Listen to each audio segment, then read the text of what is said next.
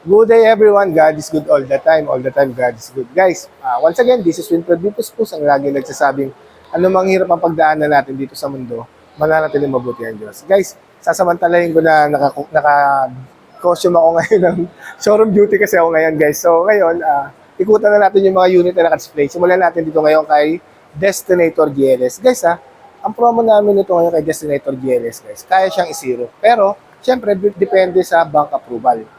Depende sa bangko mag-approve. Pero pinaka mataas naman na down payment nito nasa 38,000. 'Yun guys. Tapos ang monthly nito guys is 33,000. Tapos guys, ang kagandahan din kasi ngayon sa promo namin ng Destinator, meron siyang 40,000 na fuel subsidy. Yung 40,000 na fuel subsidy, kapag yun nga guys, kapag sa day of release, dito sa office namin, magda-download kayo ng Shell app lang. Tapos, dun papasok yung 40,000 na fuel subsidy. Kasi yung 40,000 na fuel subsidy, pumapasok yun guys, 1 to 2 weeks.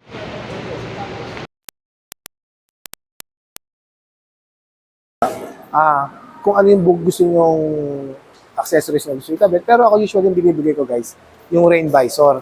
Pangalawa, yung Bosch Europa horn, yung busina. Tapos pangatlo, yung dash camera with reverse camera. Tapos yung deep dish mating.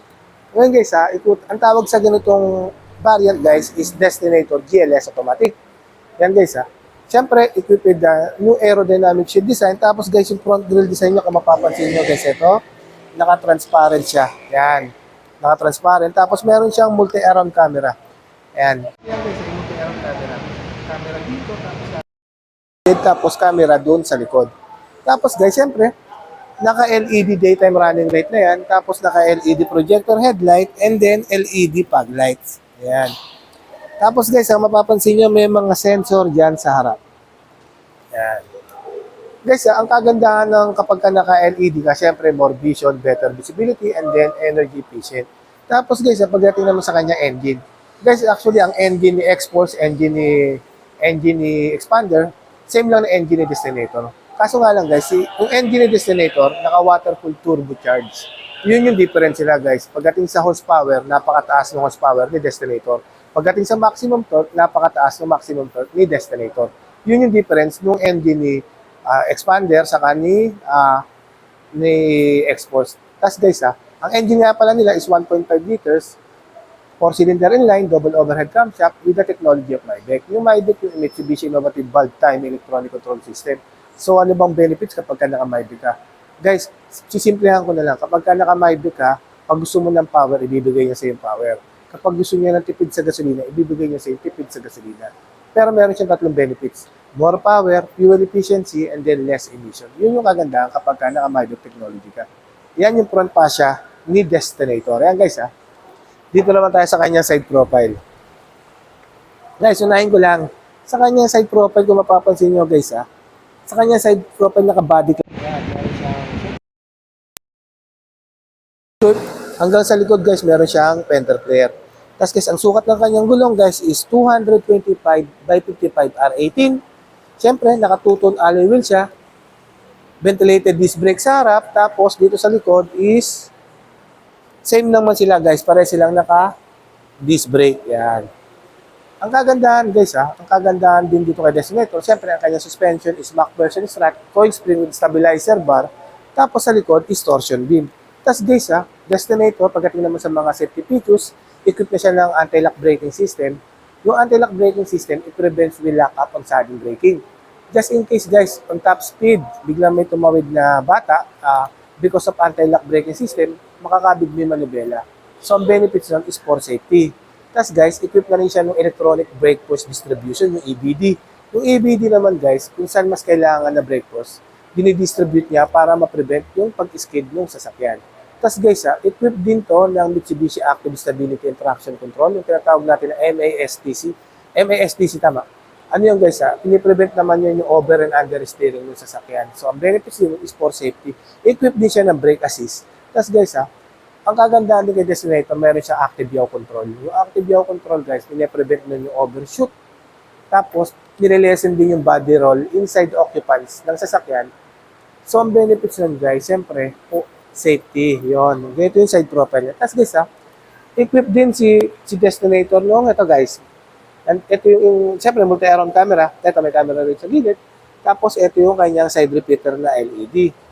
Yan. Tapos meron din siyang blind spot warning. Turo ko lang guys yan. Meron din siyang blind spot warning. Tapos syempre guys, etong variant na to, equipped ng KOS, Keyless Operation System. Yung susi guys, kahit nasa bag mo, nasa bulsa mo, within 70 cm, pipindutin mo lang to guys, makakapasok ka na sa loob. Tapos guys pansinin nyo guys simulan ko rito sa driver side. Guys, dito sa driver side eto guys, leather to. Naka-leather naman siya. Tapos meron piano black finish with silver accent. Yan yung design. Tapos eto, syempre, central lock nung pintuan, central lock nung window. Yan guys. Ito yung sa control nung window. Yan, ito yung lock ng window. Tapos guys high fabric seat. Naka-high fabric seat. Syempre, makita na natin guys hanggang sayang kasi naka pang showroom duty na ako kaya lahatin na natin guys. Pagdating sa kanya infotainment system, naka 12.3 yan Naka smartphone link display audio na siya, wireless yan guys wireless connectivity, hindi na kailangan ng cable wire. Apple CarPlay and then Android Auto. Tapos guys pagdating ito, aircon system niya guys ito yung aircon system niya. Dual zone auto climate control yan guys Kung ano yung preferred mong, kunyari guys dito, gusto ko ganito lang yung lamig. Kung ano yung temperature guys ikaw magkaiba kayo nung sa kabila. Yun yung kagandahan nung naka dual zone auto climate control. Tapos guys, kapag gusto mo naman na parehas kayo ng temperature, pipindutin mo lang tong sync. Yan yung sync. Tapos guys yan lang naman yung Tapos syempre, dito merong charging area, may type A, type C na charging port. Tapos guys syempre, push start engine. Tapos meron din equipped din to ng overdrive guys Ito tapos, syempre merong electronic parking brake with brake auto hold. Yan guys. Guys, itong brake auto hold, discuss ko na rin. Para hanggat naka-uniforme tayo ng pang showroom, sayang naman. Guys, brake auto hold. Gumagana to 10 seconds. Ngayon guys, kailangan naka-seatbelt kayo parehas. Driver and then passenger. Tapos kailangan nakalock yung mga pintuan. Ngayon guys pipindutin mo lang to pababa, at least siguro mga 4 to 5 seconds. Pag pinindot mo to, may lalabas na icon dito na brake auto hold. Ang kulay niya is white. So, ibig sabihin, kapag lumabas yung kulay white, standby. Ngayon guys, pag tumatakbo ka na, mag-green yun, ibig sabihin, activate na. Ngayon guys, ano bang ginagawa ni brake auto hold? Guys, usually kasi guys, ginagawa itong brake auto hold para malesen yung patig ng paan natin. Pagdating sa stoplight guys, di ba naka-drive na tayo? Naka-activate na yung brake auto hold natin. Ngayon guys, pagdating sa stoplight guys, pag inapakan na natin yung preno guys, hindi na natin ililipat itong gear na to. Di ba from drive, hindi na natin ililipat sa neutral. Hindi na rin tayo mag-handbrake. Ito, mag-electronic parking brake. Kasi guys, naka-brake auto hold na siya. Kahit naka-drive siya guys, apakan mo lang yung preno, bitawan mo yung preno, hindi na natin kailangan dalhin pa sa neutral itong transmission. Kasi naka-brake auto hold na siya. Yun yung kagandahan ng brake auto hold. Yan guys Tapos syempre guys equipped with the cup holder. Ito, may center armrest. Ito guys may pan dito pero hindi nakakapagpalamig to. Ang ginagawa lang nito guys, na-maintain lang yung current ng lamig. Yung temperature, kung ano ilalagay mo, na-maintain niya lang pero hindi siya nagpapalamig Yun lang. Ang kagandahan pa rito sa Destinator guys, merong aircon vent dito sa paa. Ano yan guys kasi sa init ng Pilipinas guys, sobrang sarap magmaneho lalo na pag long drive kapag merong aircon vent dito sa paanan. Yun yung advantage nito guys. Isa pa ron guys yung multi-information display, naka-digital na rin yan. 8 inches digital. Tapos guys discuss ko na rin to guys. Naka-tilt and telescopic adjustment din to Siyempre, 3-spoke leather wrap. Yan. Up, down. Kung ano yung mas preferred nyo. Yan. Tapos dito sa kaliwa, ito yung audio control. Tapos, siyempre, dito naman sa kanan yung cruise control. Ito naman yung control ng reverse, ng 360 camera. Ito naman yung voice command. Tapos, nung answering call with the Bluetooth connectivity. Tapos, ito yung pagbabaan ng tawag. Ito guys, cruise control naman to. Yan. Ito yung control ng audio control.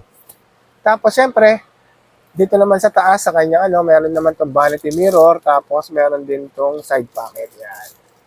May mirror to yan. Tapos, naka-LED yung ilaw niya, Ayan. Ganda na ito, just na ito na siya. Tapos ito lalagyan ng shades. Lalagyan ng shades yan. Ayan guys Guys, drive mode nga pala. Discuss ko lang din itong drive mode. Guys, itong drive mode guys, meron tong 5 different drive mode. Ay, normal. Siyempre, normal kapag ganyan, hindi maulan, mainit lang, normal lang. Normal lang yung ano ng kalsada, normal ka lang. Pero kapag basa, kunyari maulan yung panahon, bumabagyo, may wet na drive mode yan, wet. Tapos kapag ka yung mga lubak-lubak, meron din yung gravel. Tapos yung tarmac, yung paikot-ikot, lagpasigsag-sigsag, yun yung bago nung drive mode. Tapos meron din tong mud. Yun yung mga ano, yung drive mode ng Destinator. Guys, muna tayo rito sa kanyang second row. Guys, unahin ko lang dito sa second row kung ano yung unique selling dito sa second row, kung bakit. Guys, ito meron siyang yan seat back seat tray. Yan guys, naka-back seat tray. Ito guys, may lalagyan din ng cellphone dito guys. Ito, lalagyan mo ng laptop, tapos kung okay, lalagyan mo ng pagkain, kakain ka, tapos meron yung cup holder. Yan, tapos syempre, merong aircon control dito. Yan, on and off, tapos dito yung lakas, dito yung hina. Charging port, charging area, type A, type C. Yan, ano ba meron sa second row? Syempre, ito, may doom light. Doom light, tapos guys, meron din guys, seat belt to seat belt. Seat belt, tapos may ISOFIX, tapos guys, center armrest din. Meron din itong center armrest na gitna dito. May center armrest to guys, kaso naka-plastic eh. Hindi ko na maibababa. Yan. Tapos guys, sa third row. Bago tayo magpunta ng third row guys, punta tayong taillight. Guys, equipped din siya, built-in na to Built-in spoiler with high mount stop lamp o tinatawag natin na third brake light. Tapos sa kanyang taillight, ano na to guys combination na siya ng LED and then ng halogen. Ayan guys Tapos syempre, andito yung kanyang multi-around camera. Ayan. Tapos meron mga sensor sa likod. Ayan, guys, yung luwag Guys, tingnan nyo, pag naka 50-50 ka. Ayan guys, kapag naka 50-50 split type si Destinator, napakaluwag ng cargo space, no? Yung balikbayan box guys, kasya-kasya dyan, maluwag pa. Tapos ito guys, may under to. Ayan, may under, yung lalagyan. Ayan. Tapos guys, dito sa kabila, dito sa kaliwa, yung nalagyan ng tools. Andyan yung mga jack. Ayan guys. Tapos guys, dito sa third row guys, may charging area rin dito just in case yung mga bata nalolobat yan. May type A, type C din. Siyempre may cup holder din. Yan, cup holder sa kanilang gilid. Tapos siyempre may seat belt din. Yan guys. Diba? Lumag no? Ganda no? Ganyan kaganda at kaluwag si Destinator. GLS to guys Yan. Paganda. Yun guys. Balikan natin yung promo uli.